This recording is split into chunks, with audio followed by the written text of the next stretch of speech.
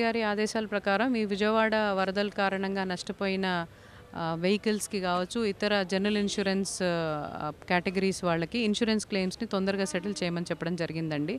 దానికోసము మనం అందరం ఇన్స్యూరెన్స్ కంపెనీలందరితో 2 సార్లు మీటింగ్ పెట్టి ఒక ఒక క్యాంప్ సబ్ కలెక్టర్ ఆఫీస్‌లో రేపటి నుంచి ఆర్గనైజ్ చేయబోతున్నాము. ఆ క్యాంప్‌లో ఆల్రెడీ గాని ఇన్స్యూరెన్స్ క్లెయిమ్ చేసుకొని రైజ్ చేసుంటే ఆ ఫార్మ్ తీసుకొని దానికి కావాల్సిన డాక్యుమెంటరీ ఎవిడెన్స్ అంటే ఆధారు, ఆ ఇన్స్యూరెన్స్ నంబరు, దాని ప్రూఫు, మీకు నిజంగా నష్టం జరిగింది అనటానికి ఏదైనా డాక్యుమెంటరీ ఎవిడెన్స్ అంటే ఆ రోజున నష్టం జరిగిన ఫోటో అలాంటివి ఏమైనా డాక్యుమెంటరీ ఎవిడెన్స్ కానీ తీసుకొని వచ్చి క్యాంప్లో సబ్మిట్ చేస్తే చాలా త్వరగా క్లెయిమ్ సెటిల్మెంట్ చేయడానికి మేము అక్కడ ఫెసిలిటేషన్ సెంటర్ ఏర్పాటు చేస్తున్నాం. అన్ని ఇన్సూరెన్స్ కంపెనీస్కి సంబంధించిన ప్రతినిధులు అక్కడ ఉంటారు. ఫైనాన్స్ డిపార్ట్మెంట్ నుంచి ఉంటారు, ఐఆర్డిఏ నుంచి ప్రతినిధులు ఉంటారు.